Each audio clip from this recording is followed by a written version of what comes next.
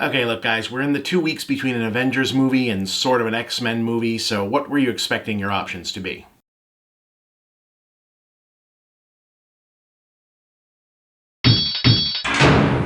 So here's a riff on the home invasion genre starring Gabrielle Union that keeps threatening to do something kind of different or novel with the premise and then just doesn't, which is unfortunate because she's always an interesting actress and hasn't had a big lead like this in forever, and there's definitely a market for it. But to be perfectly frank about it, if it weren't in the aforementioned pre-summer between blockbusters dead zone and some studio marketing person didn't think there was a chance to pitch it as a Mother's Day themed programming, this would probably have gone straight to Redbox. I mean, it's not bad even as these things go, it's just kind of there, even given the necessary acknowledgement that yes, the industry could stand to release more wide audience movies starring women of color. Absolutely true, definitely a factor, but it doesn't elevate the film that far above average, apart from, again, it's nice to see Gabrielle Union getting serious work again. But okay, so the idea here is that an old rich guy was being investigated by the government for shady corporate stuff that's never really clarified and probably doesn't matter anyway, and it dies unexpectedly, and Union, playing his estranged daughter, has the task of cleaning up his isolated rural summer home as part of a sale for her inheritance, which she plans to accomplish over the weekend with help of her 2 kids, while her husband is stuck at home because work and a plot point.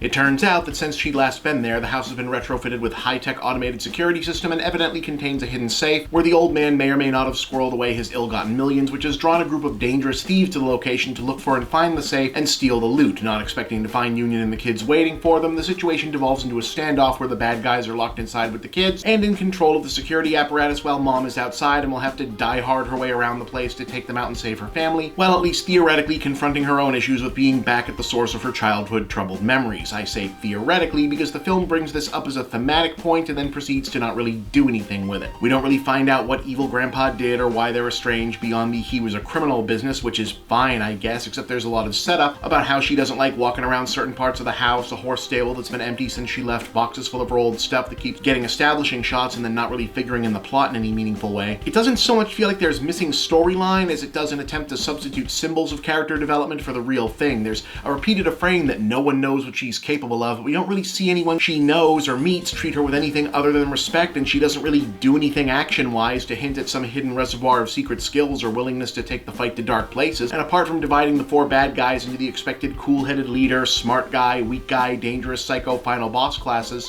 there's no indication that they've got any particular outlook on her other than just as an obstacle. The overriding sensibility is one of missing pieces. The whole thing is so stripped down in terms of narrative mechanics, it feels like something else was meant to fill up the empty space, a singular over-the-top villain maybe, Union using some visually dynamic special skill or weaponry to fight back, an especially brutal degree of violence or unusual style of direction, even a big plot twist, but ultimately it's just conventional, not even so much lazy, it's just there. Yeah, that's about all I got.